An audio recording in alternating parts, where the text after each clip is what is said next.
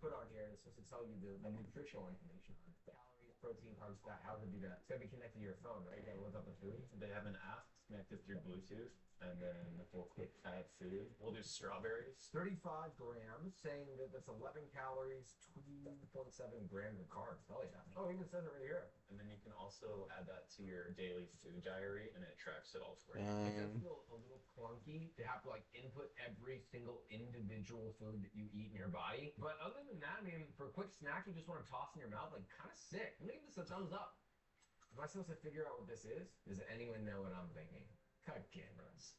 Is this used to like carve something or like take out something? Like you put it inside of fruit and like twist it and pull something out? A peanut butter stirrer. Well, first of all, this is almond butter. This almond butter is incredibly separated. We're gonna test to see if this can mix it together. Is there like a technique to this? Because this looks like it's not doing a very good job. You can't really finagle this much because there's nothing to hold on to. Size does matter. You just go up and down, or you turn it, or like just pissing me the off. Honestly, I don't know who this is helpful for. I'm struggling with this. Go down.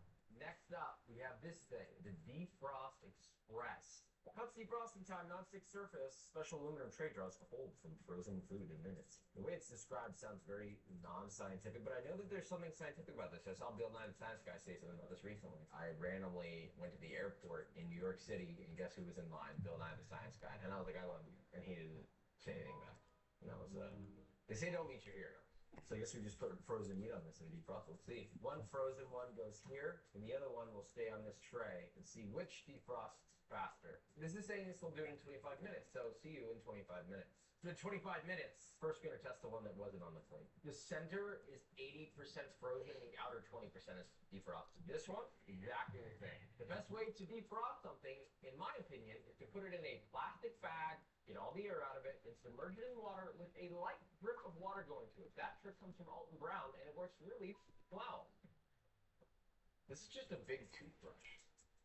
Oh, imagine you're like walking through the hallways of your college dorm. Oh, what in the Lord's name is that? You can go to college. Yeah, I don't know what the experience is like. I could be completely wrong. You've never heard that in the hallway? Because I certainly have in some of my apartment buildings when I was younger. I'm gonna guess this is for cleaning. Bingo. I want the big one. Oh yeah, now we're talking. Let's give it a rip, dude. Okay. You only picked this so that I would clean this for you. This has been on the deep clean list for a while now. It's like kind of working. Try using a smaller, more accurate one. Oh, hell yeah. Oh, I'll be damned. It looks better than when it started. Yeah, I mean, we should order a few of these. I think we should order like 20. But I better never hear this going off and there not be dishes getting cleaned. Thumbs up. Is this a rotary grater? Yeah, this is like what they have at Olive Gardens. Oh my god, the suction on this? I need to invest in this suction technology. Who did this? All right, Haynes, let's go, dude. Oh, Christ. Oh, Christ. That's shredded cheese, but it was very difficult to do. You could also just use a box grater, I feel like. Does that look like something you want to clean? Hold the handle stationary, and then screw this, and then pull out. Yeah. What's going on? So what do you want to do next? Let's julienne. This just looks like a bigger grater setting. Julienne time. I mean, it worked, and this is single-handedly the ugliest julienne ever. If a line cook walked up to me and they were like, hey, Josh, how does this look? I'd be like, wow, that's crazy. I need you to find another job tomorrow morning. That's all right. I don't know how to feel about this. I mean, it worked, so I'll give it a thumbs up. No crinkle cut? No, we don't. Next up, we have this thing. Now, if someone hands you this, you might be thinking, is this a ball torture device? And in a way it is, because an egg goes in it, and it's made to crack your egg for you. No shell. I was really expecting this to not work. Honestly, the only reason you would use this is if for some reason you can't crack an egg. If you're in good health, this is a complete waste of money. Just learn how to do it with your hands. But if for some reason this is going to help you crack an egg for any reason you're inhibited to crack an egg, then I can see this being a good investment. So we'll put it at the 50-50 area. Good for some, a waste of money for others. I don't know what this is for. I'm going to guess like do something with squeezing something, like pressing or forming something like a patty. Oh, I know what it is. It's to make your own peanut butter and jelly sandwich uncrustable. You don't have to keep hiding it. You're just like walking in like it's an illegal substance.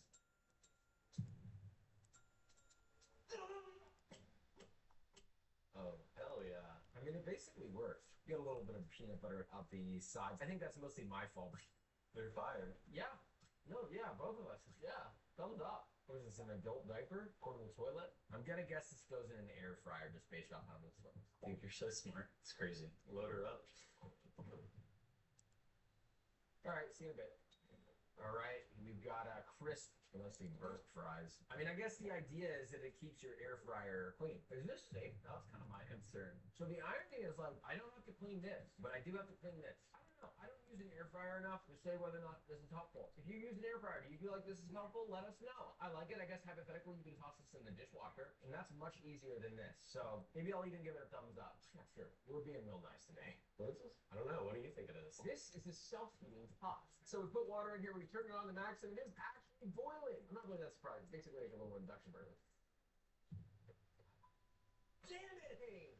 I just want to get the disc in there. It's a clean water.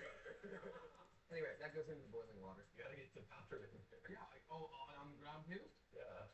Lid on. And then after a few minutes, we have the instant ramen done. The noodles are cooked, the broth is done. It's annoying that it has to be plugged in, but at the same time, it's like, how much can you ask for, right? We're boiling on a wooden cutting board, which is kind of cool. This thing doesn't look very durable, but I think if you're careful with it, this is kind of useful. Like, if you don't have much of a kitchen, or maybe no kitchen at all, or you live in a dorm, this can be a lifesaver. I might even use this again. I'll just close my eyes when I use it, because it's very ugly. He thinks it's ugly, but it's the same color as my shirt. It's not about the color, it's about the design. The shirt looks good on your hands, right? This could help a lot of people. I'm gonna give this a huge thumbs up. Next up, oh, this is a corn shucker. Well, corn grater. Yeah. Whatever, it's a corn kerneler. I think this is gonna work really well. I take that back. I'll give it one more shot. Okay, there we go. Time to get it started. The question is the corn about there. But like it immediately nabs my thumb, and I'm being very cautious with it. I could see this being helpful potentially if you have really bad knife skills or some sort of inhibition that would stop you from using a knife. My only concern is this feels really dangerous. If you can use a knife, just use a knife. To demonstrate, all right? Corn, okay, pretty simple. Way more corn, evenly extracted. Here's the knife, here's the peeler. The corn kernels are more whole, you got way more yield. This is the peeler, this is the knife. So you can see the thickness of the kernel on this one, and it was way quicker and far less dangerous. I have had some of these that work well. It's just this brand in particular is not great. I'll give this one a deuce. What do you think? Every time I died, they just printed me out again. But one day, changed everything. We exterminate every multiple. It was a fight to the death. Mickey 17, March 7, rated R. Clorox Sentiva cleans like Clorox. Smells like lavender. Can't have one? No, you may not. Thank you for asking. King's Hawaiian pretzel bites. Sweet and salty. For 3 years in a row, Chevy has earned more J.D. Power initial quality awards than any other brand. With the high-tech SUV, the all-electric Equinox EV, and a truck for work or play. Chevrolet. Together, let's drive.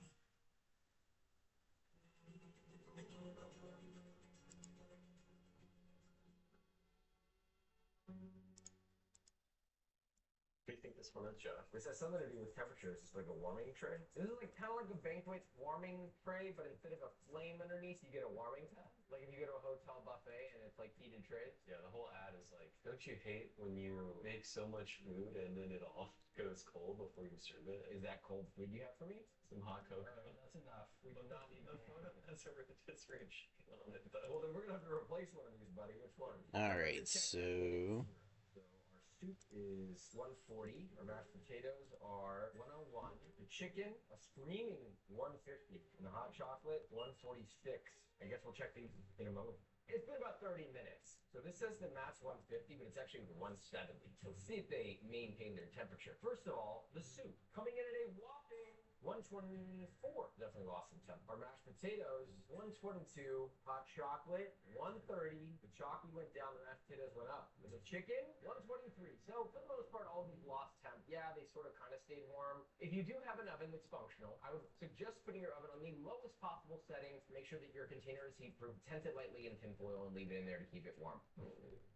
We have a portable blender. This is useful if you're out in the woods, which we are. There's also a freeway over there. You open this and then put frozen fruit in there. We're gonna put a banana in there too. Just a little tease. Hate that. Put her on. It turned on earlier today. Oh, okay. That's actually pretty Sick. Vitamix right there, baby. I mean, it's got a vortex. This is really good. Yeah. Thumbs up. This is really ugly, though. Let's work on the design. The next gadget is a microwave. Like a steamer vegetable basket. It's a microwave ramen cooker. I feel like people Let's try it. without this for a very long time. Yeah, but wait till you see how cool this thing is. Seasoning, then the vegetables, and then the Shin Black bone broth. I'm using the microwave. 3 minutes.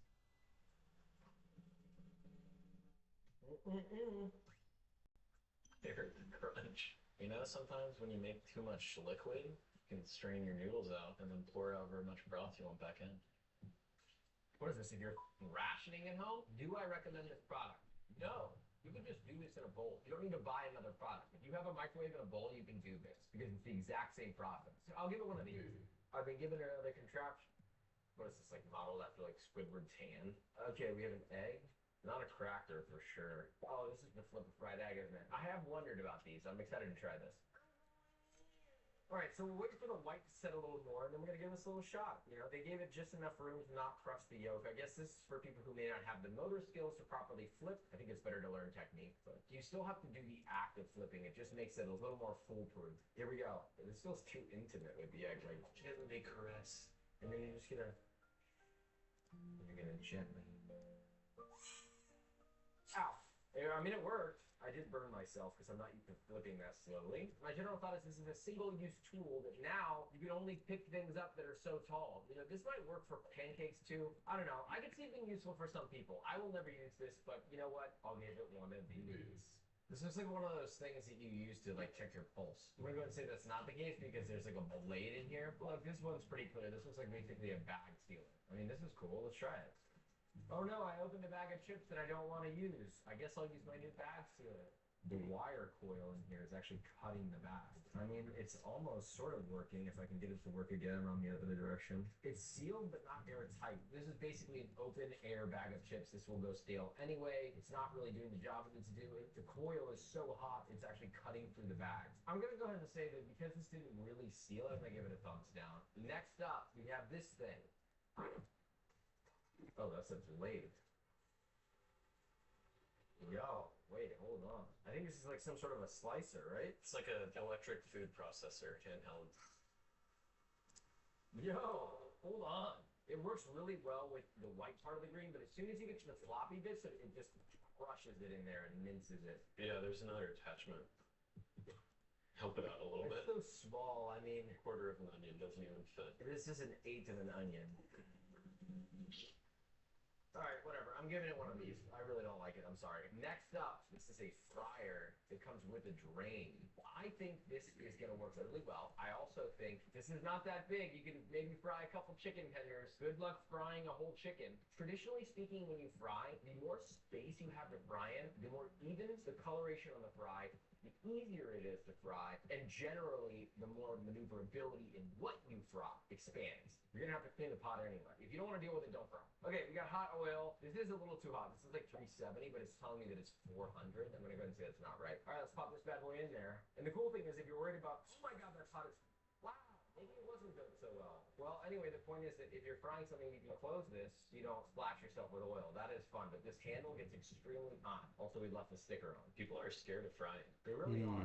That's looking nice. Okay, look at this. Boom. Do your little drip tray. It's built in. Okay. I'm liking this. Now, the only problem is I always like to season immediately after it comes out. So if I do this, it gets in the oil. Frankly, I don't know how much of a problem that is because I've never seasoned hot oil in my life. Who wants to clean up a bunch of oil if all you're getting is 2 hash browns out of it? So now I'm going to fry other stuff. We've got some mozzarella sticks. Oh, right. I'm tired of Italians yelling at me, so I'm trying to pronounce things more properly. Mozzarella sticks are not Italian. Well, these fried nicely. They're crisp. They're hot. Okay, it's actually working. It didn't look like it at first. But that's just because we're really, really big. Next up, I think this is like a Thermomix because it's got like a main base and then like a blender thing in here. Yeah.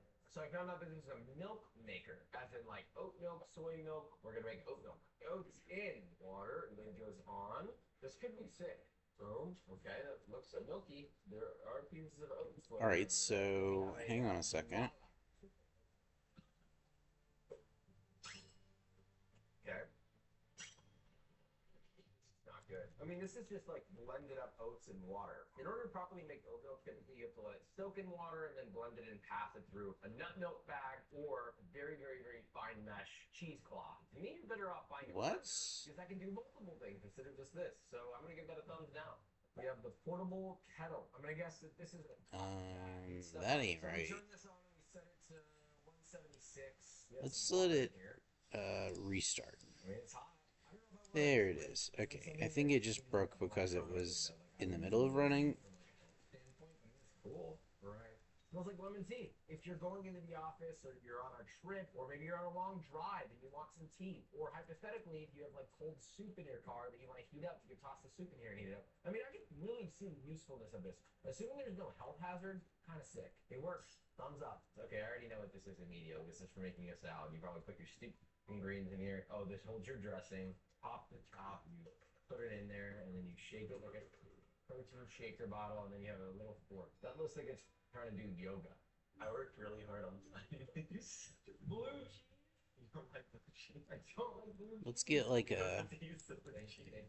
outside of the box view. Nuts and berries, and then a dress on it. Put it in here. Order of magnitude here. There we go. Here, I can help you with that.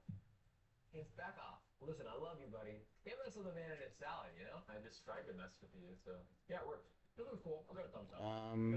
Alright, let's see if we can get it to put a sphere of density.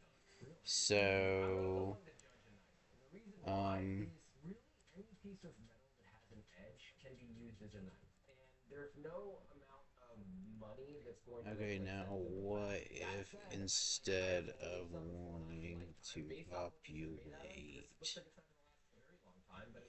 a double single points, could we populate a sphere of density center and ideally when they're big, and I like this. so It wasn't $5. That's great. So I'm gonna give it a thumbs up. I gotta say, this one surprised me. I was not expecting to have this many thumbs up. I thought they were all gonna be thumbs down. So I guess you learn every day. Sometimes you can't judge a book by its cover, and you gotta at least give it a shot. That said, I think I'm gonna stick to not buying products out there personally. Bye, subscribe, please.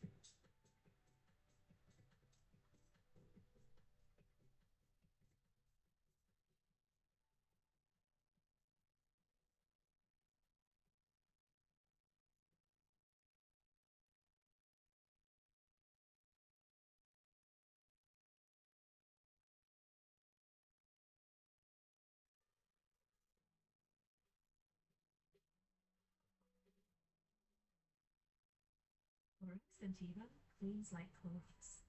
Smells like grapefruit. Everyone wants cooking to be easier. Over the years, various cooking gadgets have been invented for that very purpose. oh wait, is there not How are you supposed to know where to spend your hard-earned money? So today we're going to be trying the most viral cooking gadgets to determine whether they are useful or not. So you don't have to. Let's begin. The rolling, supposedly the egg master. I just want to say real quick, this is their selling. What is this? I'll be right back. It's an automatic egg cooker. Supposedly it prepares eggs, omelets, and frittatas. Always spray the hole. This is God. This was not meant for humanity. Now we wait. I looked down into this, and what I whipped was quite literally a fresh fart from a butt. But it's also eggs, so it's wiggling a lot. This thing is pulsating. Oh! Oh my God! What the? It's going back in. Oh my God! It's gone. It's finally gone. There's no way in hell that you're proud to sit down with your family and your children at the breakfast table before Papa goes to work and saying, "Eat up, kids, eat up." This is abhorrent. How do you even solve this? If I didn't know this existed, I would be probably 2 to 3 times happier than I am moving forward. That's a big thumbs down. This is the singing pasta man. Because why set a timer and check your pasta? His name is Al Dente. This feels wrong on many levels, and I feel like anyone who's Italian American is probably going to get mad about this. So I'm not going to say anything, but here it is. So we got pasta. Oh, you're using garlic. Shut the fuck up, okay? Alright. What are you using this? Here we go. Don't forget to salt your pasta. Put him here. Right.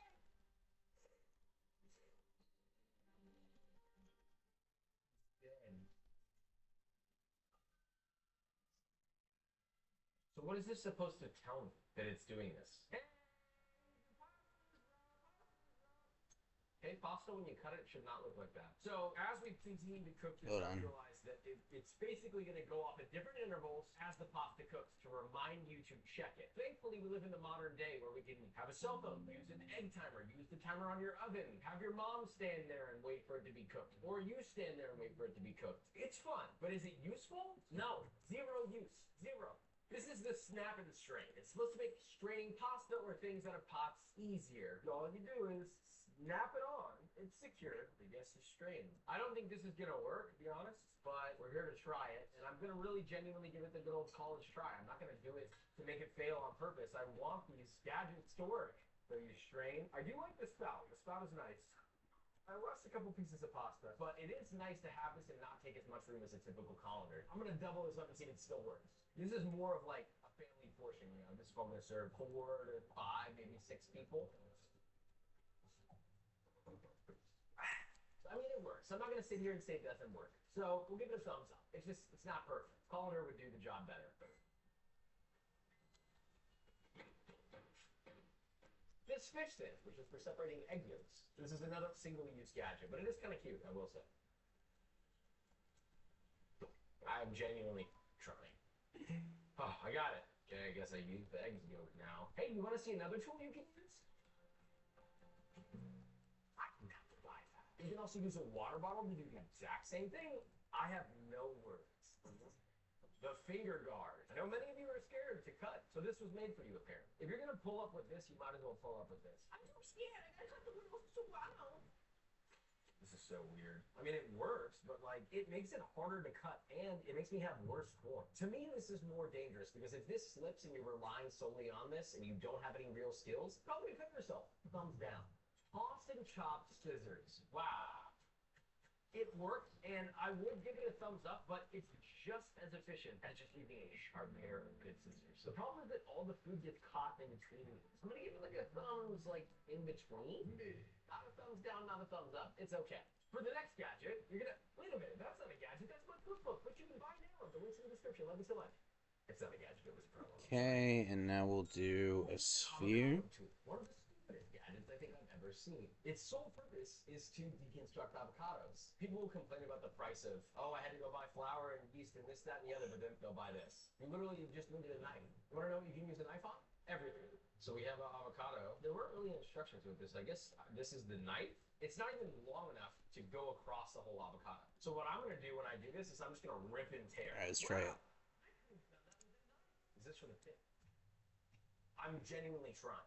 Ah, there we go. It only took me 3 tries. You wanna know what else can be done? A knife. And I guess this is for scooping? It's to slice your avocado, of course. Is there a sharp end? Of course there isn't. That worked well. Perfect. Now what do I do with it? Beautifully sliced, guys. Didn't even get the whole avocado. It's almost like the people who created this were like, yeah, there's only one size of avocado. And if I slice it, oh my god, wait a minute. Josh, what's going on? I don't know what I earned by having this. I mean, look, technically it works, but there's no advantage to this whatsoever, and it gives you a product. Thumbs down. This is called the block lock, so it's keep guacamole from going brown, I guess. So I guess this goes into this, which turns this into like a sealing chamber. It's not so sealed so well, whatever. So the guac goes in here at the top. That was really weird. Then the lid goes on with its hyperbaric clamps, and then you press. I want you to know that this is as securely tied down as possible. I can't clamp this any harder, and it's coming out the sides. So we're gonna clean this up and see if the guac is brown. See ya. Okay, it has been a full 24 hours. How did the guac lock do? You know, I didn't think about taking this off. Oh, the ring came out. No, I mean, it's not brown. It didn't oxidize at all.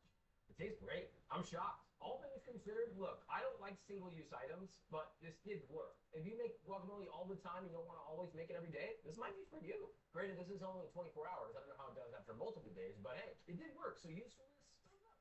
The breakfast sandwich maker. So this goes down in there. Okay, that's fun. Top bread with pre-cooked meats or ham. Okay, and cheese. It barely fits in there.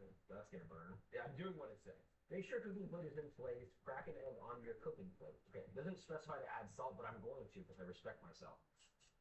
Salty salt. Top with the other half of bread. This goes onto a raw egg. So that happened. Cook for 4 to 5 minutes. It's been 4 minutes. When finished cooking, rotate cooking plate until it stops.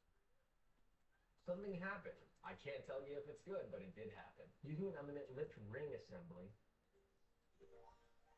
Breakfast sandwich that's burnt on the bottom. I mean, it looks edible and it's ready to eat. What I don't like is the cheese is so melty, it's just kind of like sliding all over the place. Like my sandwich shouldn't be able to do this. Let's see if the egg is cooked properly. If I squish it, it should pop. The egg is cooked how some people like it, not how I like it. No runny egg in the cross section. I'll give it a try. I don't know how to feel about this one. I mean, technically speaking, it worked 100%.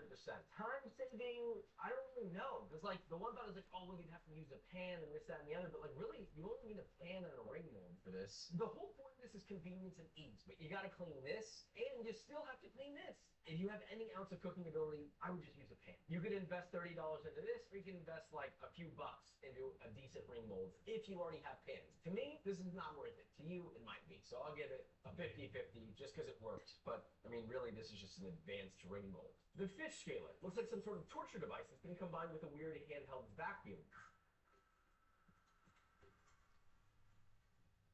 What? Wait, it worked? I mean, there was very minimal flesh loss. Look at this. It can work once, but can it work twice? That's fucking insane. What do I say about that? I mean, I really like skinning my fish with my knife. If you don't know how to do that, and you really want to cook fresh fish, if this gets you to cook more fish, I mean, that's kind of useful. It's kind of bad. I don't know about the longevity of this machine, but I'm going to give it a thumbs up.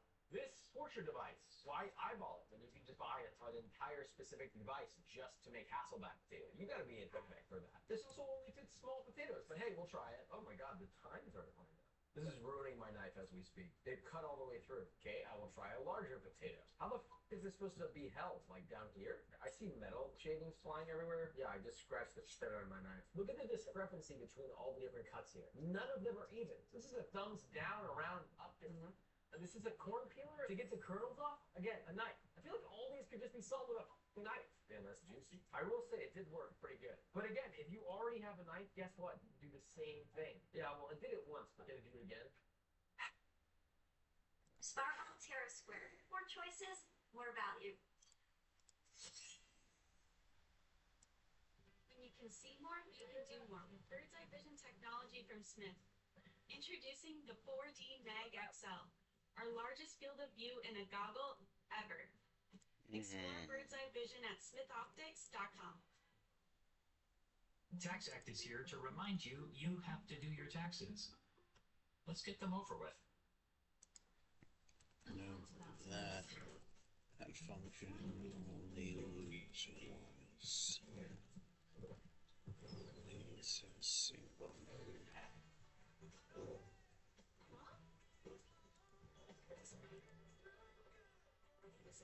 We go to great lengths just for a taste of home. With Knorr, you no longer have to. The Knorr you know and love from home, now in your local grocery stores.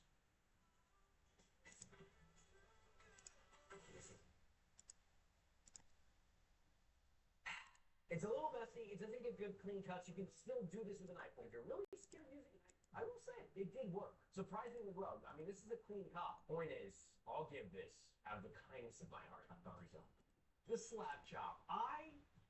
This thing. But it's unwarranted because I've never tried it. So we're going to try it today. You know what's dumb? If you need to cut an onion for this, guess what you're going to need in order to start it? A knife. Because you're going to have to cut this in half and make it fit in here so that you can cut it again. That is already an L for the slab chop. Here we go. Oh my god, I'm so excited.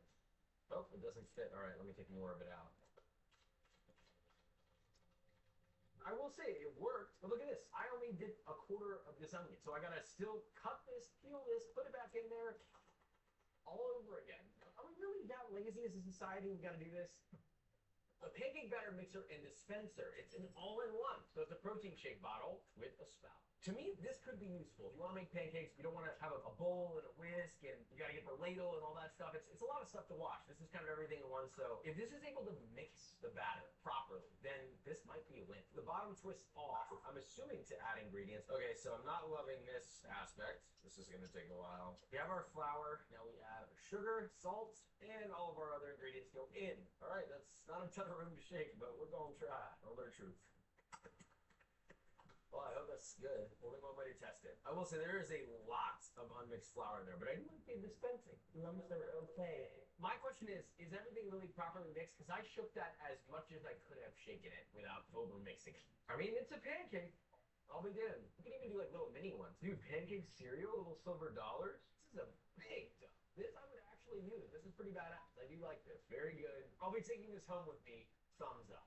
The digital measuring cup. This both measures in cups, milliliters, volumetric basically, but also in grams, in weight, which I do like. I have high hopes for this, but you can just buy a scale, because that's what this is. It's a scale with a container on it. I don't know how to feel about this one. Anyway, so if we were going to make pancakes, for example, we need 300 grams of flour. There you go. 300 grams. You know, I had high hopes for this, and I'm just now realizing it's kind of dumb. I feel like this would be more useful if it was a spoon that measured in grams. But a measuring cup that measures grams, I just for recipe writing purposes, it could be useful. If I was recording a recipe, maybe Next, like I don't. grams, I could do that in here. So if you're writing recipes, this is useful. If you're not, it's not hugely useful. So, right? Let us know in the comments what you think. The hot dog slicer. Well, at least it fits. Oh, and he gets a little doggy bowl or your favorite condiment. Okay. How do I get the hot dog out of here? It's like stuck.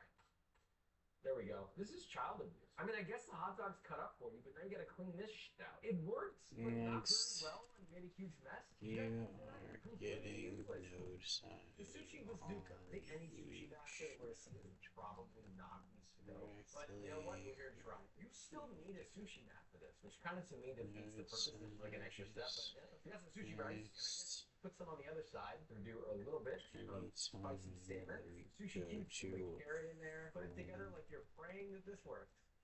And that gets locked down. Like I said, the real irony is that you still gotta use a sushi mat. Typically, all you need to make sushi is a sushi mat. We added an extra item in that process. Couldn't tell you why. Oh! Hard to say it didn't work. I mean, it's kind of falling apart, so I better roll it. It's not really sticking because there's no rice on it. It sticks to the rice. This, on the other hand, we're adding a little bit of water just so that it sticks and stays shut. Yeah, it's basically just like a sushi sandwich. I know most people will probably look at this and go, oh, it worked. It's just not the technically sushi that I think really makes sushi special, which is the attention to detail. This feels like an unnecessary add-on. You don't need to spend the money on it. You just need one of these and some nori. To pay money for that, does that make it better? No. That's a thumbs down for me. But for some people, it might be a thumbs up. Maybe for you. This is the Chef Emulster. It makes salad dressing. Because why use a bowl and a whisk when you can just buy this thing? Add your ingredients for a nice salad dressing. I'll put some Dijon, a little garlic, dried herbs, sweet bit of honey, balsamic, a little bit of salt, and olive oil. Here's the thing. It did sort of emulsify it. There's a bunch of stuff stuck at the bottom. You just have a little garden salad, a little salt, sauce. It's coated with leaves nicely. It's a good dressing. You can do this with a basic bowl and a whisk, but the benefit is everything is concealed into one. So it does save you dishes. Is it useful? Yeah, sort of. I'll give it a thumbs up. The ice cream ball is a ball that makes ice cream. This side, I guess, ice and salt goes in. Well, that's a tight hole to fit all this icing. And then this is. It's like a kickstand, all right? And then we have What is locked this down, I heard here? locked down. And the other side goes in. Any ice cream custard should work. So this is a you use the kickstand. Yeah. I left a little bit of space so it can move around. Okay, and then you're just gonna play with the ball, or do you just oh, woo! That was fun. Let's check it. Any child that has to open it either has superhuman strength or they're going to call mommy and daddy. Perfect. It's been 10 minutes. It says to scrape around the inside with a spatula. It's in the frozen bits, which I see. It's making ice cream. All things considered, do it long enough, eventually it's going to work. And ice cream machines are expensive. This is cheap, and I'm not going to lie, it's kind of fun. If I had kids, this would be pretty cool. So I'm going to give this a thumbs up. This is the Tortilla Pro tortilla press and cooker. It does both at the same time. So we have a tortilla dough. Form it to a ball. It presses it for you, so you just put it on here, right? Flip. I mean, it's awesome. It works. It's just a really ugly tortilla.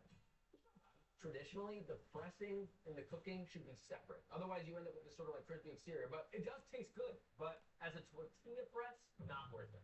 This is a garlic grinder. This may look familiar to some of you. I feel like someone was not sober when they came up with this idea.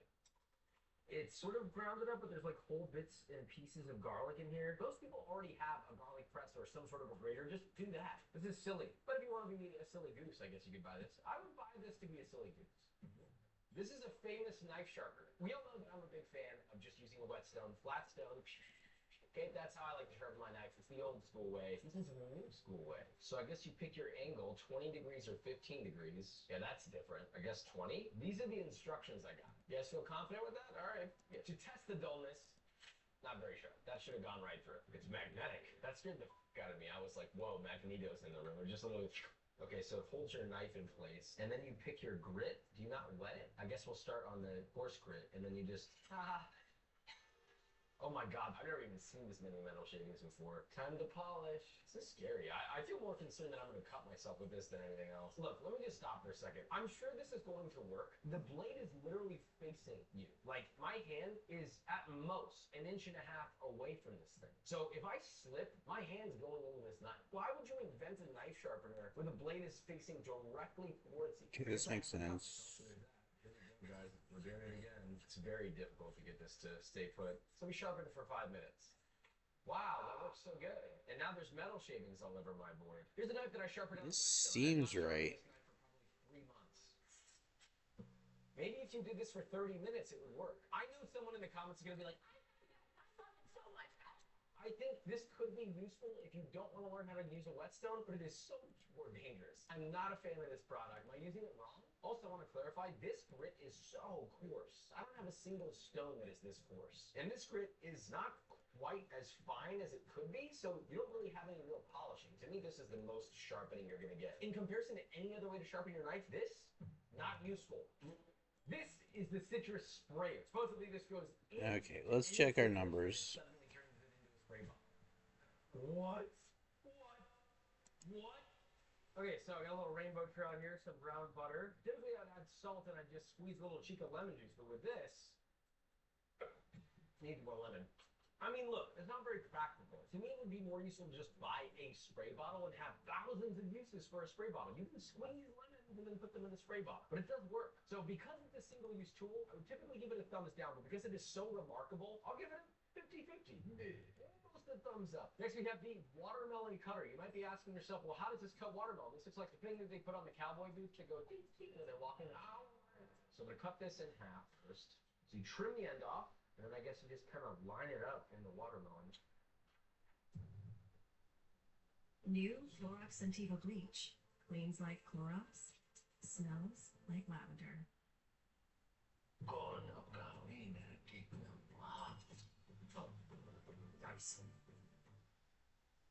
Looking for a treatment option that's right for you? Ask your healthcare provider for more information and visit Entivio.com. With Entivio, you may be able to pay as little as $5 per dose.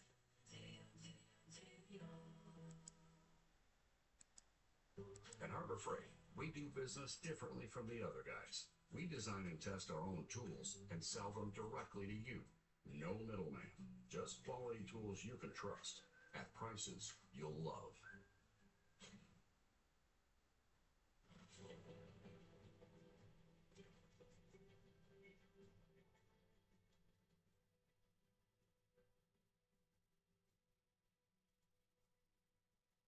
I'm gonna need a breakpoint here. This is stupid. It sort of works. Okay, so if you try to go all the way down, like to get a cube, it will give you 1 cube, and then the rest it will give you juice. That's scary. I mean, it sort of works. The problem is that it just randomly gets stuck because it's not manufactured very well.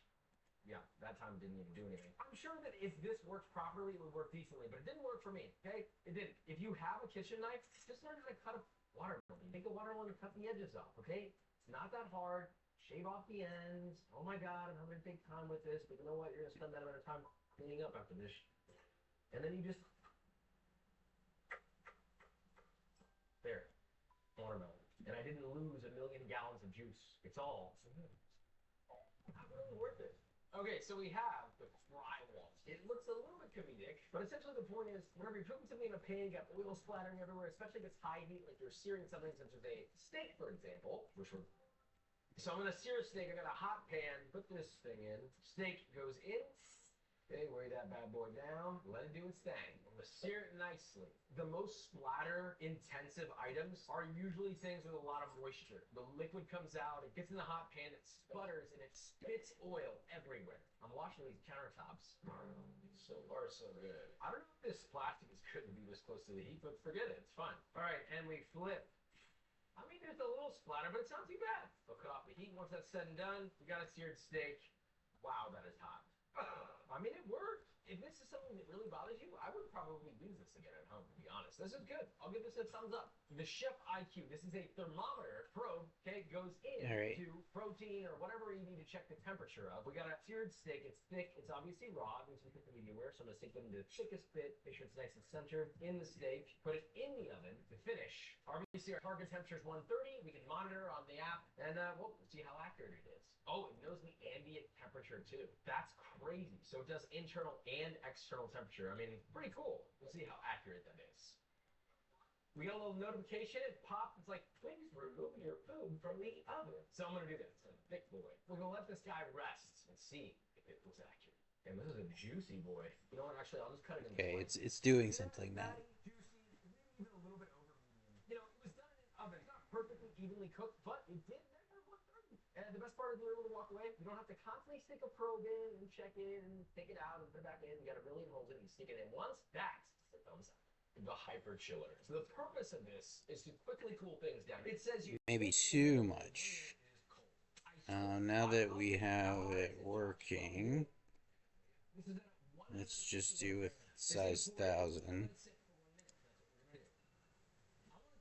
It says on their webpage to pour it in for 1 minute and it's cold. I'm going to even put it in a fresh container that is cold. The room temperature is 70, so it's better at least be 10 to 15 degrees lower. That's actually above room temperature. Wow! You're spending $24 on this. You have to freeze it overnight for a single use. You can't even clean this until it's thawed out. You're going to chill to 80 degrees, slightly above room temperature, 1 cup of liquid at a time for $24.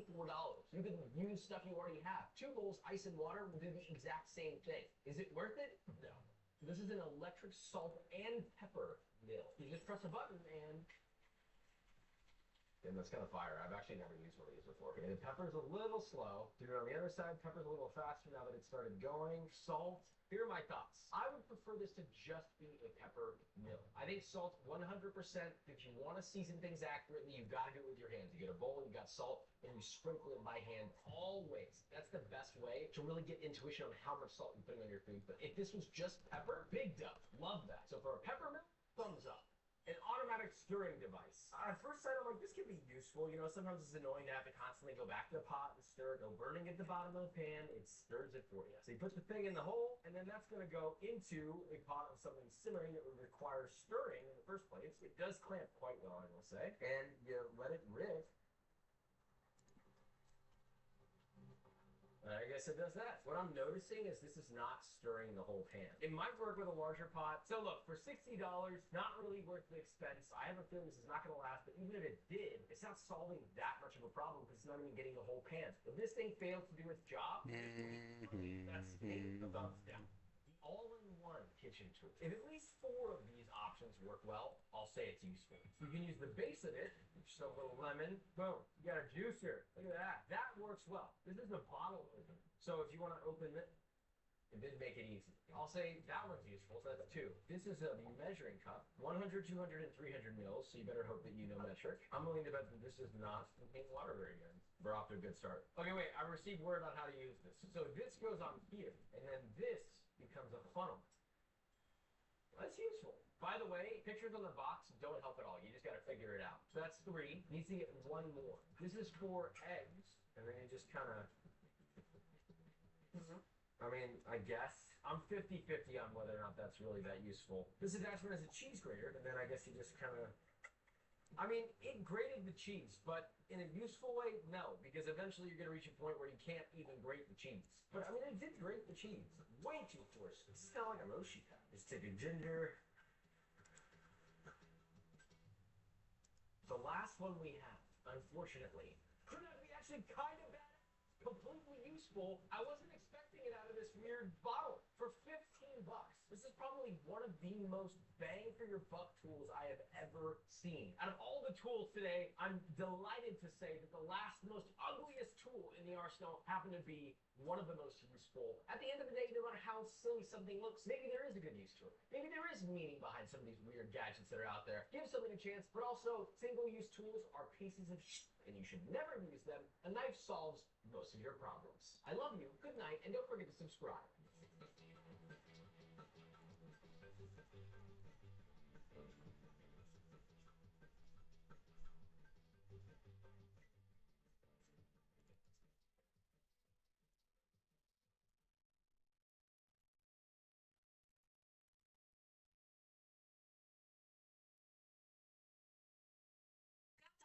Rewards points with so many different items to choose from, you might even have free Domino's already waiting for you. Experience a remarkably natural feeling Mako robotic knee replacement, completely focused on your needs at the Center for Joint Health at Griffin Hospital. My knee was really in a fortress condition. The Mako robot at Griffin Hospital affords me a great amount of precision, a better correction, and people ambulate the same day after surgery.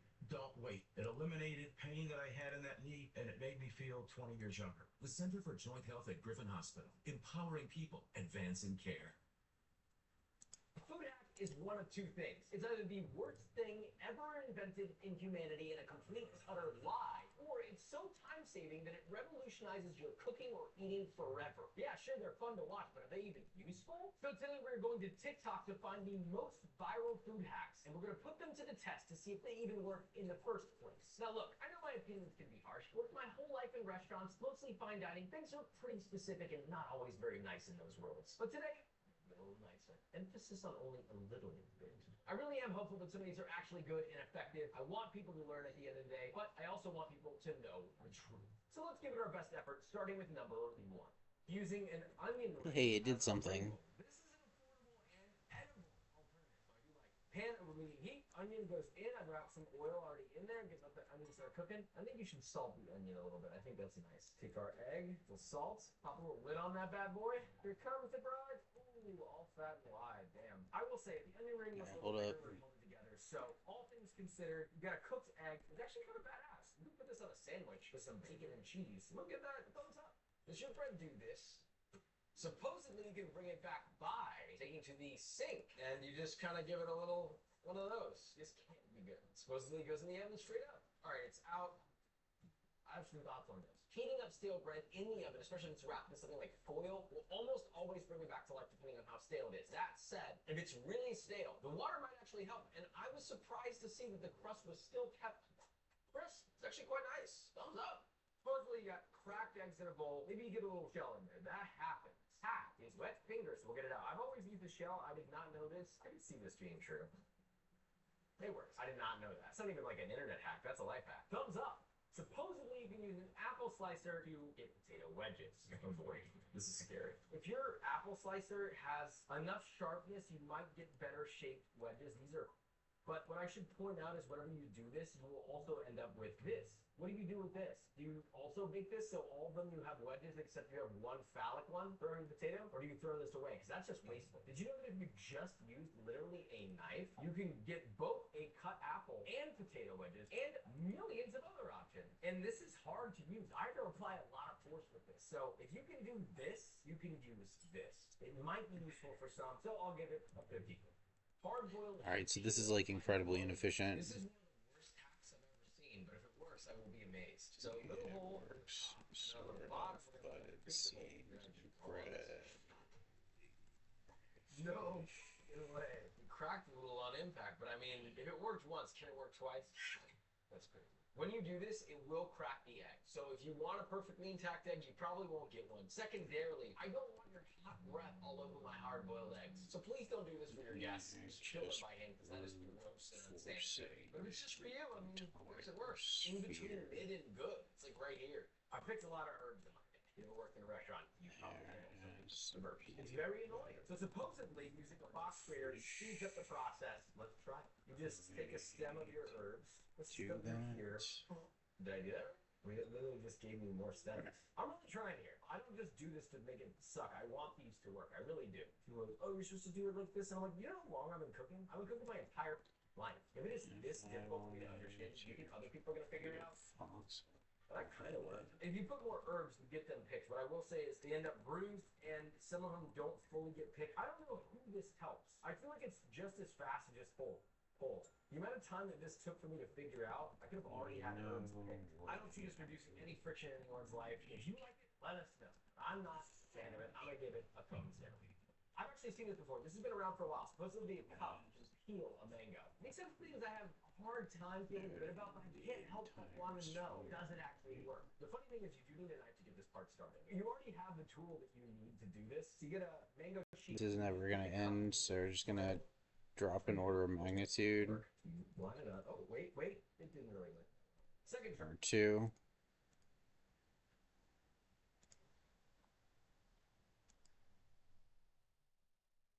Your car's headlight bulbs can lose up to visibility before dinner. Switch to Sylvania today. See better tonight. I really don't want to with this game, so I'm going to go real slow. Maybe if I start a little higher up. There, hey, I mean, you're likely going to end up with more waste doing this, but if this makes your life easier, it makes your life easier. It did work. I can't say it didn't work. We got peeled mangoes. So, a little bit of waste. Try to be careful with it. Maybe you just suck on these so you don't waste that. I'm going to give it a not bad. I don't think I'll ever use this again because I like the technique of using a knife, but that's just me. Reheating the pizza. In my opinion, this is sacrilegious. You literally eat it cold. It's so good cold. But if you want it hot, the problem is you microwave it, it goes too soft. What are you going to do? Boil it? Putting it in the oven, it kind of dries out. So what's the perfect way We'll to add use the one order of magnitude here, and then we're going to get rid of these inserts. That's for it. That goes next to the pizza, and then you lid it.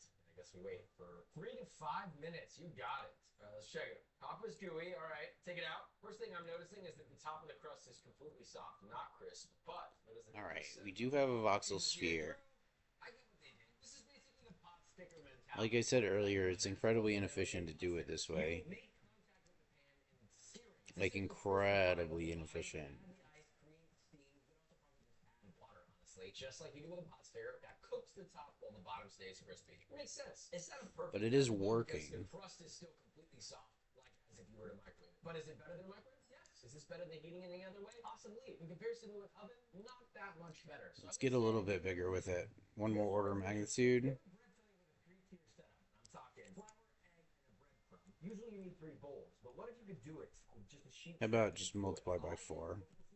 Without mixing together. So you got a sheet tray, layer of foil goes down, make a nice wall. We're gonna do another layer just so that it's totally coating the surface. So we're gonna make 3 sections. Not sure if this wall is gonna hold up. Section 2 and section 3, which is a little skinny. That's my mistake. I mean, I feel like this is gonna work. Flour into one, breadcrumbs into another, egg wash. I mean, holding it. This is kind of a typical expectation of the simple fact that aluminum foil. It'll get there. That's what I'm learning here. If you were to bread, this would work.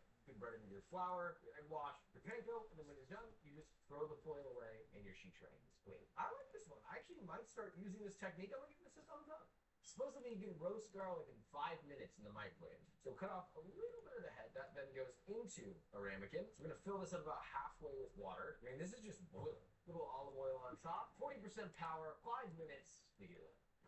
Wow. There it is. Let me just say something. No.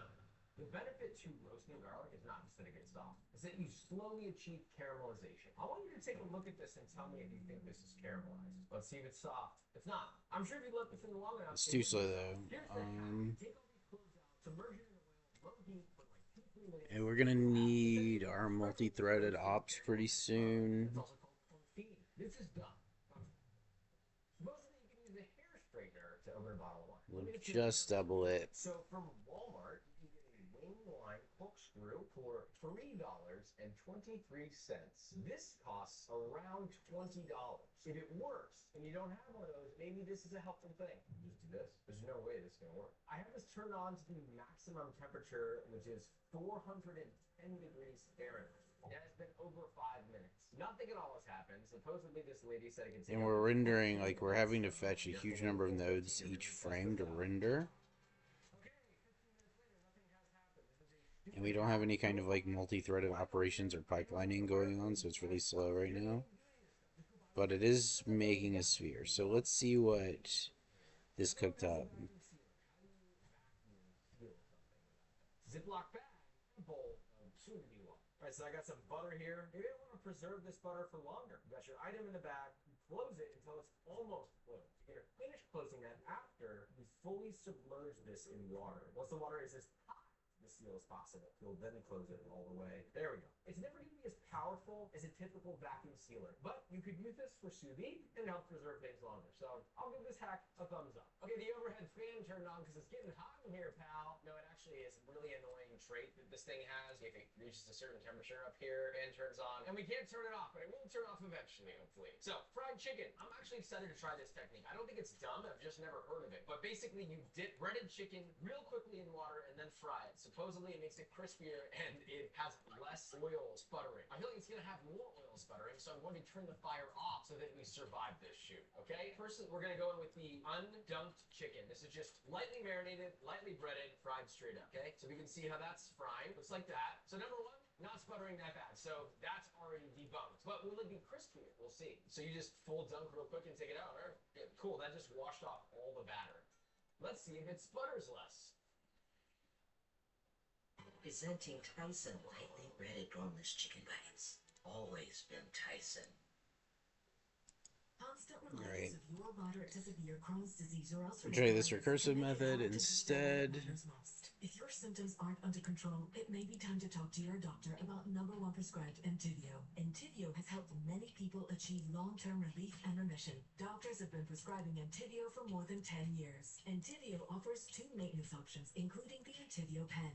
Infusion and serious allergic reactions can happen during or after treatment. Entyvio may increase risk of infection, which can be serious. PML, a rare, potentially fatal brain infection, cannot be ruled out. Tell your doctor if you have an infection, flu-like symptoms, sores, or are prone to infections. Liver problems can occur. It's definitely Ask your faster. doctor provider about Entyvio. Relief, remission, for real.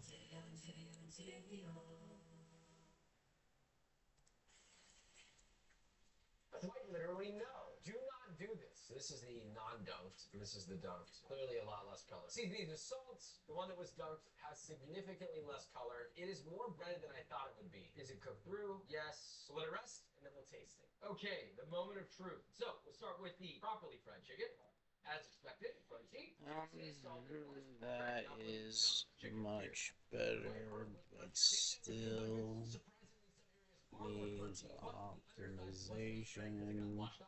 If a node is, but because there were some hidden benefits, granted, I won't be doing this again. we should only need the max depth vision similar in weight as possible. at They the weigh the same, boundaries of the sphere, right? 30 seconds. To maximize the juice out of this, I'm gonna use a spoon just to point out that you can max juice out of it. Feels pretty juiced. The non-microwave citrus gave us 26 grams. So The inside of the sphere I would consider this juice. 18 grams. You literally got almost half the amount of juice. Citrus juice is very delicate. There's a lot of really special flavors in it. Now, cooking it changes the flavor process. Like fragrant cooked citrus. You remove flavor and you end up with more of like a caramelized flavor. You don't always want sphere, and we don't feel have this with this. So you take a little piece of tin foil, scrunch it up, and then you rub this. I hate this hack. This isn't that dissimilar to how you would peel a carrot in a nice restaurant. Whenever you get those perfectly smooth carrots, they take a piece of Scotch-Brite scouring pad, for example, and they rub the carrot, and you get a really smooth carrot. If you rinse this carrot, you will see that it is essentially peeled. You can do the same thing with a scouring pad. You can do the same thing with a peeler. Now, I'll give this A thumbs up with a caveat. I feel like this is somehow unhealthy. Maybe rubbing your carrots with aluminum foil is not good for you. I don't know. I'm not a scientist. I personally am not. But it worked, so it's a thumbs up. Supposedly you get a perfectly circular fried egg by rubbing garlic on it. That sounds like a load of force. We're going to find out, but as a substitute, you could just use a ring mold. You kind of draw a circle. So I'm going to track the egg right in the center. It's not a perfect circle, but it did stop. It does work. I wonder if it's just the pan. So this technically works. We'll do another version without the garlic and see if it does the same thing. Here we go. Ooh, it was the pan. Let's give that a shot. Basically the same thing. And I will say, egg that we put in there was not perfectly circular. So some may say thumbs up, I say thumbs down. Chopstick, a lemon, and you just poke a hole. Work that hole out, and it should juice. So here we go. It is juicing. Oh my god. Alright. Here's the thing. It worked. We got juice absolutely everywhere. I want to see if there's still juice left in this lemon, because I've squeezed it to its max. So you wasted about 25%. Let's call this Voxel debug. I'm going to say that's a solid thumbs down. This is a butter softening hack. We have a cup that is running under hot water, very hot water. This hurts. You're going to pour that out. You just get a deep fix. Now, normally softening butter takes 30 minutes to an hour. Supposedly, this takes 5 minutes. So we start the clock. Okay, it's been 5 minutes. This should be softened. It's not, like, at all. It's actually still cold. Softened butter would be room temperature, which should be anywhere around 70 to 75 degrees. That is 48 degrees. That did not work. It's still better than waiting 30 minutes. I feel like if you waited longer, it would probably work. So I'll give it a 50. You might be wondering... Okay, we can turn off show occupied nodes. So, key is to get your knife very hot, and you just cut a bag in half. And it should give you 2 bags. They're sealed, supposedly. Oh, shit. Actually, wait, hold on. No way. Oh, there's a little leak. It sort of works. I don't think this is that practical, and if you pull hard enough, it will open. And the side that is sealed properly kind of doesn't. Hitting a cherry with the chopstick. I'm skeptical of this one. I don't like single-use tools, but I will say a cherry pitter is useful. Hopefully this works. Step off. Supposedly you just press it.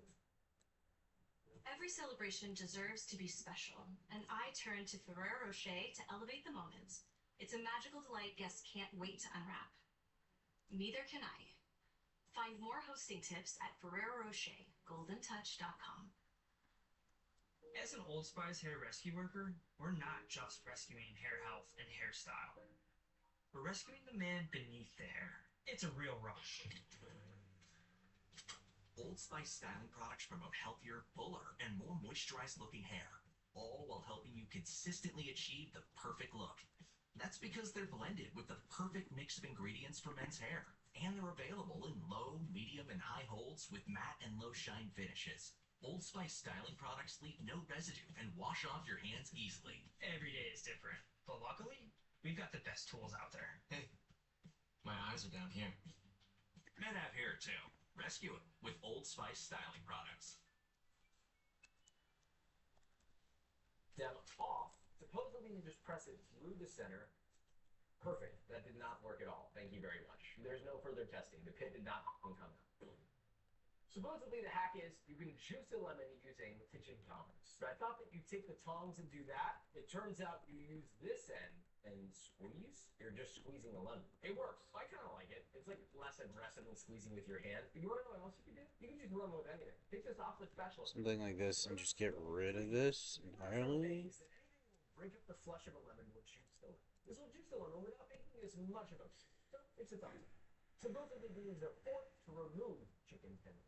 So I'm going to debone chicken leg quarter. You got lots of little white tendons here, like quite a lot actually. And these are very annoying to remove. So supposedly, with how you put the tendon in between the fork tine. Try this with a strong hand. That'll work. So you can do it again. Some of these don't even usually come out with tweezers. I mean, here's my general thoughts. You do waste a little meat, you waste less, which I do enjoy. This is a great hack. I actually might end up using this. Thumbs up. All right, I don't know what this is about. It's supposed to be a Pringles can and a watermelon. Definitely is running faster. Let's try a deeper depth or a higher precision. Actually, yeah, let's try higher precision. Flat side down. Pick whichever one you want. Knife. And then you just carefully and slowly cut around the watermelon. Okay, might not be perfect. The first cut is usually the hardest because you're trying to figure out where that flesh is, right? Sometimes the white of the watermelon is thicker than usual. It's the first cut, right? The ones that follow that one. You go all the way around. Wow, look at that. There's a little waste sometimes. That's okay. The point is to save way more watermelon. You can cut it into rounds or, third way, cubes. You see, I get not everybody is going to be able to use a knife. I get not everybody's going to be able to buy a tool. But with the waste that's going to come from this, I'm not a fan of it. I'm going to give it a thumbs down. I don't know why you would do this, but cutting cake with floss. This is mint. Maybe we should get unflavored next time. Well, I already cut a triangle out of this, so I'm going to try and make more triangles out of it. Oh, look at that. Didn't get all the way to the bottom. That's lovely. That's a thumbs down. Thank you very much. That's too stupid. Use a knife. Vikram brought me his up pan, and we're going to supposedly fix it with baking soda, a lemon, and a little bit of supposedly the baking soda goes in the pan. You just throw Yes, too much. You put some vinegar in there, you bring it to a boil. I think this is horseshit. And then you scrub with the lemon. I mean, some of it's coming off. I still don't understand the purpose of the lemon other than the fact that it smells kind of good. Let's check to see the results. It's the same. To be honest, it did clean some of it out. I'm sure this would work on a pan that wasn't as messed up. Sometimes harsh chemicals just work better. I'll give it a mid. A muffin tin. Now, what would you use this for? Muffins, right? No. Now you can easily assemble tacos. I'll tell you one thing. If you pull up to Oaxaca and you're doing something like this, you better expect the chancla flying somewhere. This could help some people. I think it's incredibly dumb. I guess this works for hard shell, so does it work? It does. Do I like it? No. So I'm going to give it mid, but it does work. You can cut an apple in half with just your hands. I guess if you want to share this with someone, you could be like, oh yeah, no problem. Here you go. How about you just eat the damn apple? If you don't have a knife, so what? I bet you I could karate chop this in half. Work. See how fucking stupid that is? If someone's like, hey, can I have a quarter of that apple? And you karate chop it in half? I don't know, use a spoon. Pair of scissors. Out a really long chopstick. I don't know. What do I do with the technique? Because in any other scenario, you just eat the apple. Just eat it. And if you don't get that, go to therapy. Cut that. Thumbs up. Supposedly you can pull a strawberry with straw. I don't know if there's some sort of a joke in there. Look. If it's completely outside or if it's completely inside, we set it immediately. Use your fingers. Seems right. Because how you have to hold it, it's not making it easier for anyone. We'll give this a thumbs down. Plastic wrap. Supposedly, if you put it in the freezer, it will not stick to itself, which makes it easier to use. It does feel different. All right, here we go.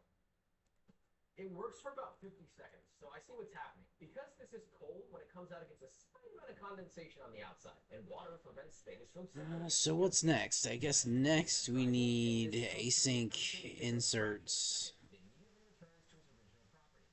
and reads. Okay, so they're calling this the reverse strain. You take a strainer, and instead of pouring your pasta through the strainer, or colander rather, you put the colander in the pasta, and then drain. To me, this isn't really a hack. This is just smart. Kind of chefy. You got your pasta still in the pot, you can sauce it, toss it, etc. Just do me a favor and reserve some of that pasta water. I like it. It's smart. It's thoughtful. And with this being our last one, you know what? I'm going to give it a thumbs up. So thank you, subscribe, goodbye. Alright, next we're going to turn off rendering except for we're only going to render the nodes that are populated.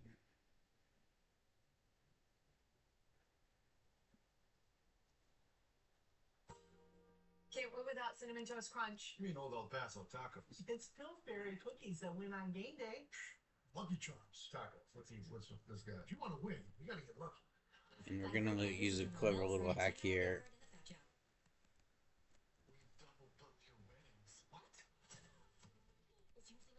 Sunsets or for a little late. We're gonna go chaos mode. Relax, this is all in good fun. Maybe we can get a little bit better feel for what our actual geometry is looking like here. Tricks. Now, many of these tricks are industry secrets and you would never know unless you had done that before, but the irony is that anyone could do them easily at home. So today I'm going to show you 100 of my favorite chef hacks that will ideally make your life easier, make you a better cook, and maybe make you look like you know what you're doing. So let's begin. Okay. The book tool is live. So what if So here are the dates. The link is in the description if you want to see more information. Come see me. I would love to see you. Now, back to these chef hacks. How to properly We change our wash depth. produce. I'll be honest, I don't always do this, but when I remember to. Take 3 parts Or of our water, precision, 1 part I of vinegar, guess. set around in a bowl, and let them sit for about 2 to 5 minutes. Then drain, rinse off with water, lightly dry off, and they'll keep it in the fridge for significantly longer, and there's no caca poo poo on it. Storage in the fridge is a big topic. Stop buying Tupperware and buy deli containers. There's a reason that it's an industry standard. They come in quart, pint, cup. Get one of each. You can store anything in these. They all use the same size lid for every single size. They stack beautifully. Thank you. The cartouche. No lid, no That's pop. interesting. Now, if your pants don't have a lid and you need one, then you make something called a cartouche. Take a sheet of parchment paper, fold it in half lengthwise, then fold that half again. Everywhere you look, there's a seam, a seam, a seam, except for this part here where you folded it. From that point is where you're gonna fold, fold, fold, fold, until you get this sort of paper plane looking shape. Cut 1/8 of an inch off the top, place that over the pot, use the tip to find the center point, and then cut wherever the edge of the pot meets with the parchment paper. Unroll it, and you have a cartouche. Okay, it's just too slow at that size. Let's try shake aggressively, and they should all be peeled, except many at a time, only half of them will be. So what do? You pour in a little bit of warm water, you let it sit for 2 minutes, and they should all peel easily. If you intend to add herbs to a soup or broth, and you want to maximize their flavor, bruise those herbs first. Give them a light crush, toss them in, and then steep them. You get twice as much flavor, especially if you add them at the end of the cook time. Instant shredded chicken. You gotta cook chicken breast, you need to shred it. Don't use your hands, don't use forks. Instead, I know this is kind of whack, but I've been doing this a lot recently. Place the chicken in a bowl, take your electric beaters out, and let her rip. Yes, it will shred your chicken quite quickly, actually. Now, while we're on that topic, chicken breast is the hardest protein to cook. You have to cook it at a perfect temperature, and it goes dry the second you go 1 degree over that. This, on the other hand, is much more forgiving. Chicken thigh. You cook this for longer, and they'll just get more tender. It's really hard to overcook these. If you're not anti-dark meat, then please use chicken thighs moving forward for most of your recipes. Juicier, easier to cook, and more flavor. Towel plus mixing bowl. Alright, there we go. Now we're talking. If you've ever cooked in your life, this has happened to you. Instead, Now we're talking. Place the bowl on top, and then when you're whisking, it should prevent the bowl from moving around. See, look at that. Beautiful thing. Beat that thing up. The paper towel lid. If you're making pickles or anything that goes into a jar and you need to stay submerged in liquid, you can literally just use a paper towel, fold it in half, gently press it in, just until it's absorbed by the liquid inside. Don't press too hard. Now, because of the surface tension, this will create a small seal of liquid on top of the veg. You can add another lid, then place it, well, at room temp or in the fridge. Fixing fry oil that's too hot. You ever heat up a pan full of oil or a pot with frying oil and it gets a little too hot? Yeah, over 400 degrees, not good. Just add room temperature oil until it decreases to the temperature that you want. That's it. Obviously, pay attention to not overfilling your pot. You may need to take some oil out in order to add more, so be smart. Vikram, can you hear me? Can little? Just, I'm gonna be real nice. Hey, enough is enough. I told you to salt your tomatoes when you put it on a goddamn sandwich. You can't even taste it. It's diluting all of the flavor of everything that you're eating. This is a hack. You might think, oh, it's a technique. No, it's a hack because it makes your sandwich taste 10 times better. With water, tomato, sandwich. Please, season them with salt first, on both sides. Now we can go to sandwich.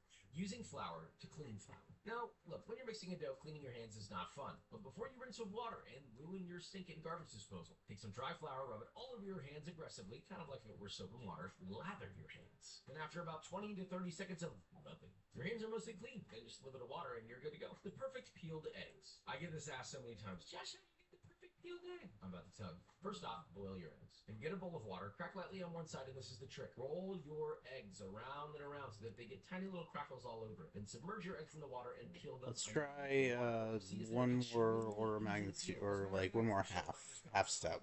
The wire rack dice. If you need to quickly dice or rough chop something soft, like hard-boiled eggs, cook squash, cook potatoes, then just place a wire rack over a bowl and push the food through the wire rack. That's it. Don't overthink it. Just do it, okay?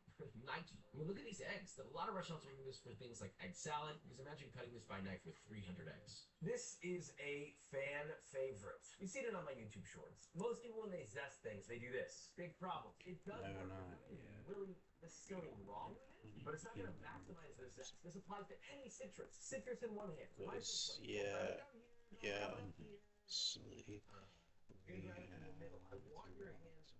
Around the metal. Don't worry, it's not going to hurt you. As long as it's tight. Right? Now, Pull it back just a bit. Index finger, apply pressure, holding the base. Hold your citrus. Place the thumb of your opposing hand on the citrus. See what I'm doing here? I'm pushing the citrus up. Start at the top of your citrus, and then close your arms. Rinse. Repeat all the way around. So you're met with your first bit, and you'll have a damn near perfectly zested citrus. You can go in there and clean it up more, but guess what? You got all that from just one.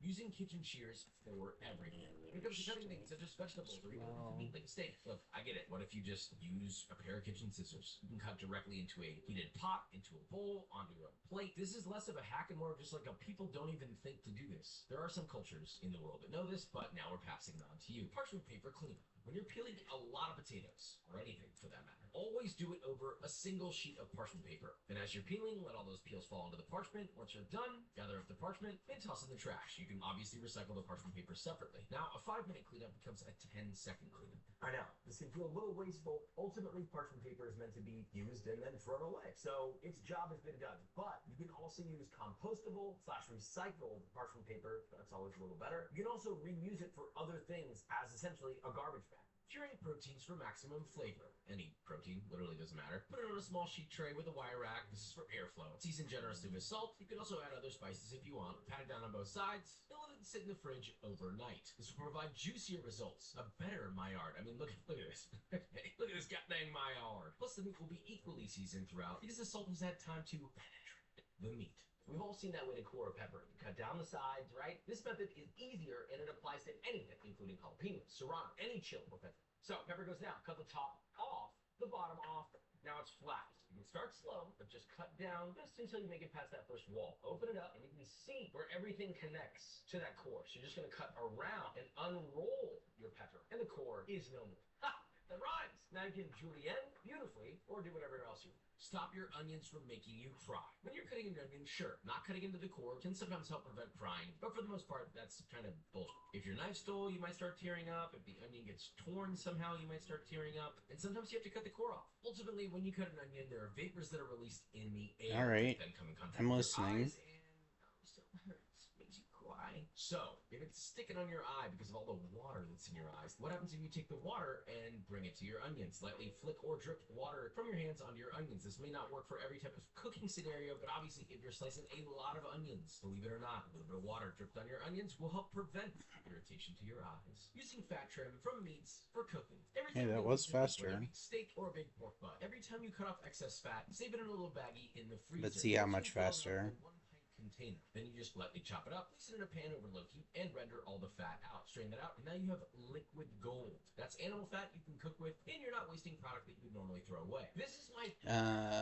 let's see. Get rid of this. Not cherry. It's the same. Okay, it's a different shade. You're going to use 2 dinner plates or 2 deli container lids. In this, just throw in, I'm not even paying any attention, as many cherry or grape tomatoes that'll fit comfortably. Place your other lid on top, and then run a knife in between those two. And I just instantly cut all of these in half.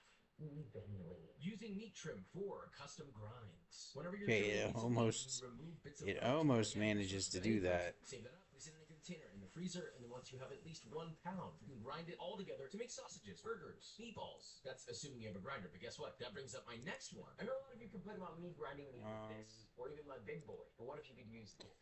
You So... just need a knife. I mean, granted, it's nice to have the fancy one, but take any protein, ideally one with a high fat content. You start by slicing that as thin as possible, and then run your blade through the meat, chopping constantly, you know, as if you were finely chopping herbs. Alternatively, you can also use a cleaver if you have one. Literally doesn't matter though. It's slightly easier, but you can do it without it. Keep chopping and folding until it's as fine as you like. Yes, it works. See that? Don't be a little baby, okay? It only takes like 5 minutes for like a pound of meat. See? It even forms a meatball. Paper towel slicing technique. Now, when you're slicing chives, you could just line them up and slice them like this. If your knife is really sharp, it shouldn't be too hard. But if it's not, well, they're eventually going to get messed up and disaligned. To make chive cutting easier, regardless of the knife you're using, take 1 strip of paper towel. Lay your chives on the paper towel with your chives sticking out of one end. Hold it up very Then in our rendering, let's do this. If... Fine dice or brunoise. One of these bad boys. Mandolin. So first, pick your thickness. Don't go too thick. Cut your suspected vegetable or fruit. Then for your julienne, cut the same thickness against your sliced veg or fruit as the thickness that you sliced it at. And you get a perfect matchstick julienne. They literally look like matchsticks.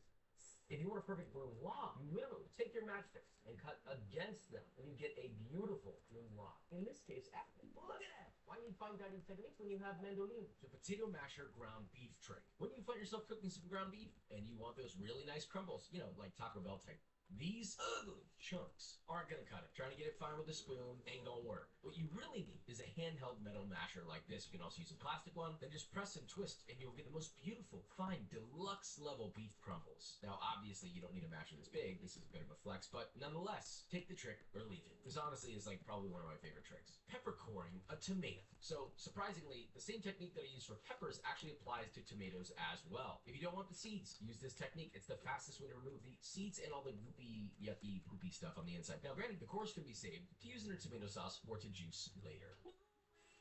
The whole point of this technique is so you can dice and julienne. I'm gonna make my interior nodes purple so that we can more easily see. Nope. Sure, it's working because it's new, but as you're See a differentiation between the interior and exterior nodes. Amazon for $16, you get 3 times the amount, and it's bigger. And this thing is food service film. Always better, always worth the price. I wish I had placed. Okay, we're gonna switch it actually. This is a big one. I'm not sure how many people have actually given this trick up. Sometimes you don't have a lid, or you need to cover something with plastic wrap. Most people don't know how to really do this properly. Cicada wrap. Give yourself some room, get a long sheet of plastic wrap, place your item in the middle. This is the most obvious, and then we're gonna do like Whatever it is glue. you're wrapping, and take the long end, overwrap that, fold it underneath. With hotels and vacation rentals, Booking.com has something for everyone. You got anything more boutique? Oui, right this way. What about something more family friendly? Maybe a resort with a water park? Or somewhere less family friendly. Yep, one Vegas hotel for the bride-to-be. We hate everything. We have free cancellation. Find exactly what you're booking for. Booking.com, Booking.com.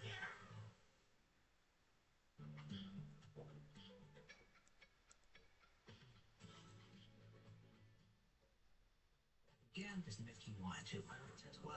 You're Mickey 16? 17. Mickey 17. Fold it underneath. We can do this like this. Now, if you've done it properly, it is in fact waterproof. This technique works on almost any singular kitchen item, no matter how big or small. You might just need multiple sheets. Seasoning high. When you're seasoning, don't use a little... No. Instead, fingers. Always season, and don't season here, and do this. Okay? Too concentrated. Always season high for maximum surface area coverage. And look at that. Evenly coated. Literally. I'm not touching. I'm stepping back. Look at that, babe. That's even. You're not going to get it like this. Salt throw. Maybe you do want to get concentrated, and you're in a rush. You can quite literally just throw the salt. More of a party trick, but it actually does season very concentrated. Because as the salt flies, it hits what you're seasoning with a cone. I mean, we're seeing the classic voxel concentric ring pattern. So like our math is right.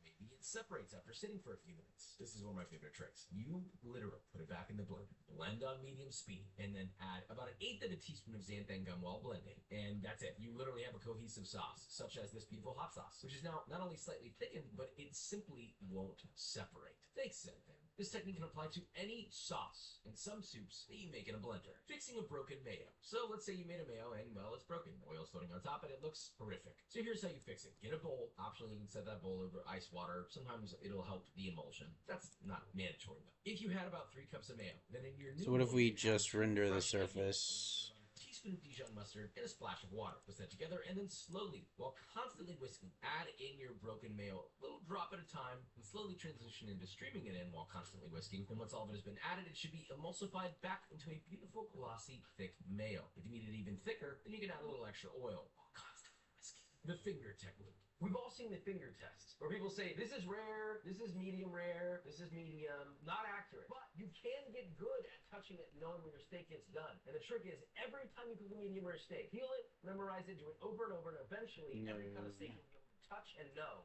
that it's medium rare. That's the correct cook The corn bowl trick. If you have to cut a lot of corn and you're doing it on a cutting board, it's going to be a nightmare. Instead, place a small mixing bowl, inverted, cover with a towel in a larger mixing bowl. Take a sharp knife and cut down the corn to remove all the kernels. You see, the benefit of this is once you're done, you take your bowl out, and look at that. Not only is all of your corn neatly kept off your frickin' counter, but it's also conveniently in a bowl ready to be mixed with other various ingredients. So it saves you cleanup and prep time. The start high, go low technique. Now, when you're cooking something like a steak where you need it nice and medium rare, this technique doesn't work for every single steak in the world. If you have a slightly thicker steak and you don't have an oven, you lay it in a pan over high heat, you sear it, and when you flip it, you turn the heat down to low. The goal is to get color, then let the steak cook through the rest of the way on a low temperature. This is going to give it the best color for searing. Alright, so I think this is a good stopping point for tonight. This is about as far as I wanted to get, was to be able to have like a debug so that we can further work with this. We need optimization, so everything that can be async needs to be async. Place it in a container, into the sink, cover with a wire rack, and start filling it up with cold water. Let that water run for about 30 seconds to 1 minute. That'll flush the onions out, pull them out. So instead of stinky, spicy onions, you have lightly sweet, perfumed onions that are beautifully extra crispy. This trick is the easiest to master and the hardest to accept. Sometimes Pretty neat. and you think that there's a way to fix it. Take this steak, for example. You can't fix this. What do you do when you can't fix something? Sometimes you just got to do it again. Is there... Just say, please, dear God, do not serve this to another human being. Not even a dog.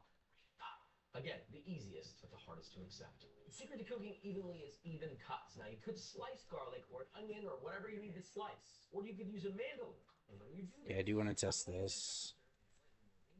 but you end up with perfectly evenly sliced vegetables. This works with onion, garlic, carrot, anything that can be run on a mandolin and sliced. A lot of restaurants do this regularly. Rest longer than you think. When you cook a protein, or more specifically, a steak, rest time matters. I know a lot of people have said it doesn't. It does. The secret for most great steaks in a steakhouse is quite literally letting them rest longer than you think they should. Instead of 5 minutes, try 10 to 12 minutes after searing a nice thick steak. Now, this one is rested for 10 minutes, and this one rested for 5.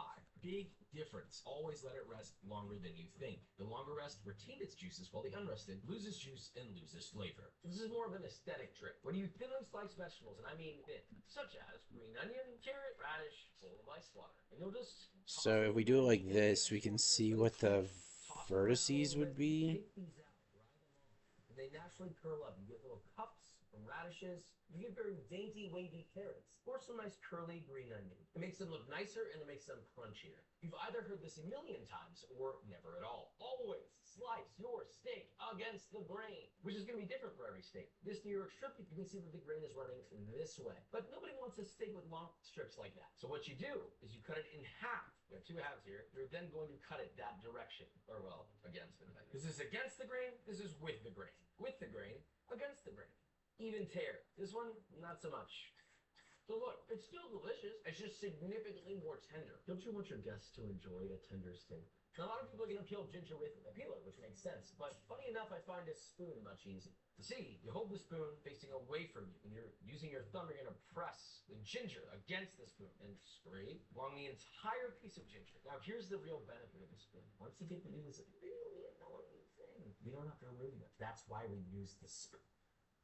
The benefit of the spoon is you can do really gentle fine work. I'm not scraping hard all the way around. All your little nubs. Being gentle, not to scrape too hard. The skin should come right off. It's almost like the ginger knows it's a spoon. It's gentle. It's lovely. You know, you ever spooned before? Why do you think that term exists? And once you peeled your ginger, you have scrap. Normally you throw this away.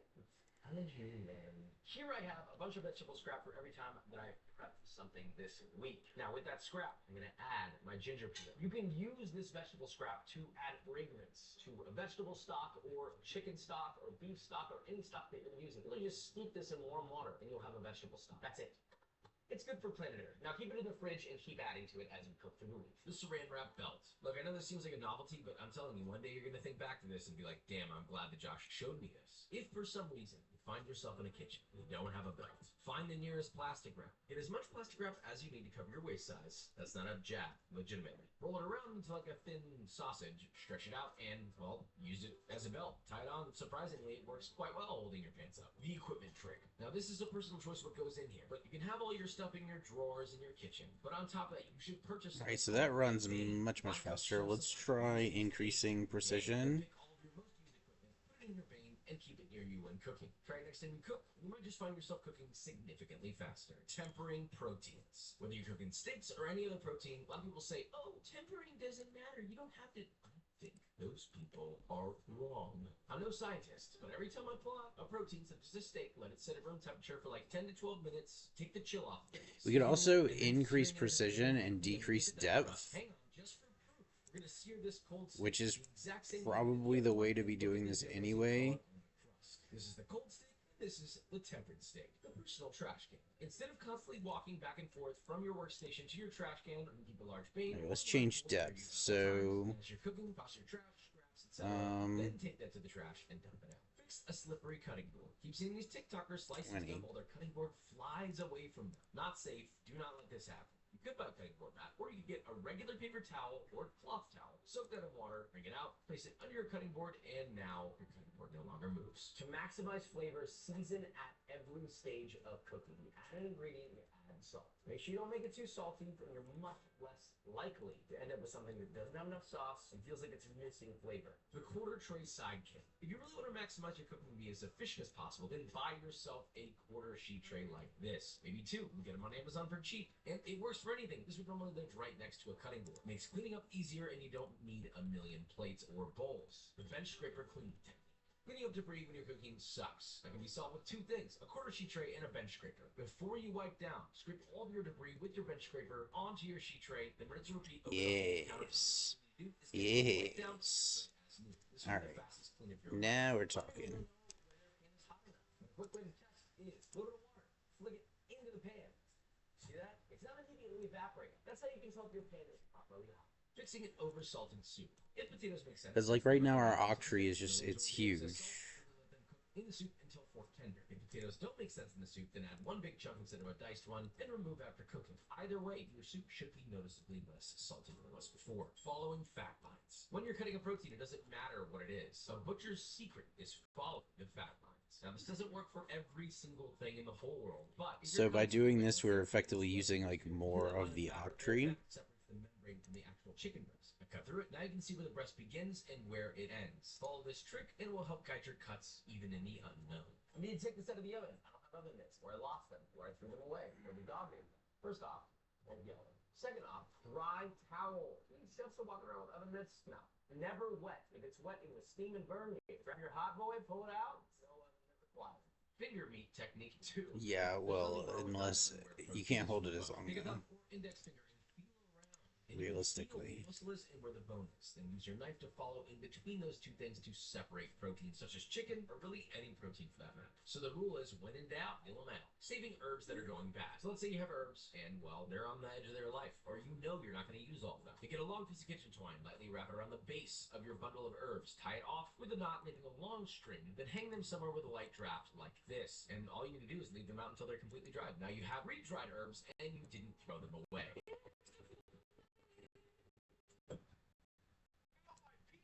So Tino's pizza roll are cheaper than all that. Give us about $1. Deion Sanders has done something remarkable. Program is dead. Now it's alive.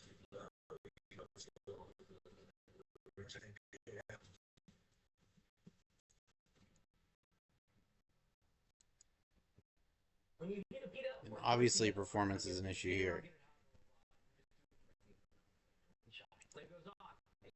That's probably... Next time I sit down with this, we'll be looking into performance.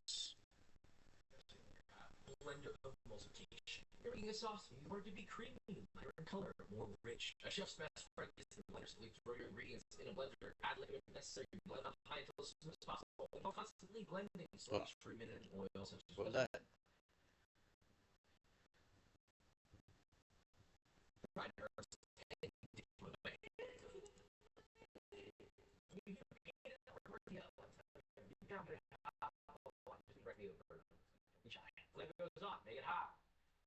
Occasionally, that's good. That's good stuff right there. Boom.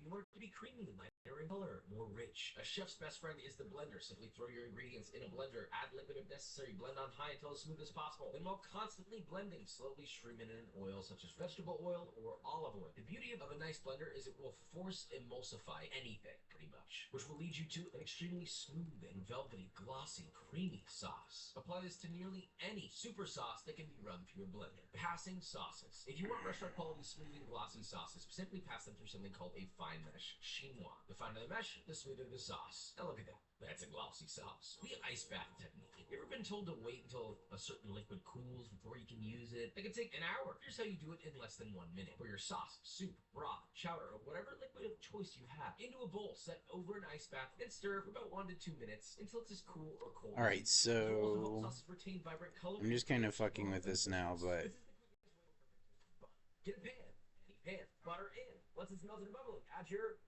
bun. Now, here's the secret. Just keep the bun moving around the pan. In just a few seconds, you have a beautifully toasted bun. This took me 10 to 20 seconds. Stop sauces from getting skins. Not like from Fortnite, but if you have a sauce, drink, soup, stew that develops a gross film on top, simply place a piece of plastic wrap directly on top of that so it suctions to the liquid, and this will stop it from forming a skin forever. A lot of the time when you peel an orange, you need a cutting board, you gotta cut the top off, gotta cut the bottom off, and then you have to go around, and it takes all day. Really, you only need a knife, and quite literally nothing else. Knife. On the upper, let's say 10 to 20% of the orange, you're gonna cut across, so almost all the way there, right? Now we have the lid about to pop out. So turn that lid up, and then begin to turn your knife towards you, and then cut around while turning the orange. The white is the pit, underneath that is the flesh. Now, you run around, and you're just gonna repeat that. So run around your entire orange. So you've met your other top 10% of the orange. Cut that off, and you have a peeled orange. You need this straight up, or you can get your Supremes. A lot of people complain about kitchen storage. We never have enough. May I introduce the restaurant favorite. This is called a speed rack. It's on wheels, so it can move around. You can put it anywhere in your kitchen. Look at that. This is specifically built to hold baking sheets, but you can use it for anything. Cutting boards, bus tub, or trash bin. Storage. Buy this, and it will change your life forever. It's like $150 on Amazon. Take it or leave it. No funnel, no problem. So if you need to get a thick sauce or a mayo into a squirt bottle, place a sheet of plastic wrap down on a work surface, pour your mixture onto that plastic wrap, gently roll it up, make sure to seal it off, and once it's rolled up, you essentially have this sauce. There we go. Sausage. Fold one excess side down, then cut the other, and carefully place it into your container and let gravity do its work. Gently squeeze the rest of it in, and you have a filled squirt bottle. How to remove the cloves from one head of garlic instantly. Sure, you can peel them one by one, but you don't have to do that. Place the whole head of garlic on a cutting board with the root side up. Using the palm of your hand, heel strike it, and it should all come apart all at once. This only works with room temp garlic. Do not do it with cold garlic. It will not work. This is a sharpener, right? Wrong. You don't have to sharpen your knife every single day to keep it sharpened. Use a honing rod. All this does is keep your edge straight. Over time, you get all these sort of like kinks in your knife. So to properly use it, this is the easiest method. Point it at a 45-degree angle, start from the tip at around a 45-degree angle on your knife, run it away from you until you reach the heel, and repeat on the other side. That side of the edge, that side of the edge. This prevents you from having to sharpen your knife every week. Now you only need to do it like maybe every 2 months. Salt to prevent burning. When you're cooking onions, or really any allium, the second it hits the pan, the first thing you should do is... alright, cool. Well, we have the start of a Voxel Engine. I'm gonna... It's like a good little weekend project. So next up we need to optimize, and then I want to do dual contouring, meshing. So yeah, later.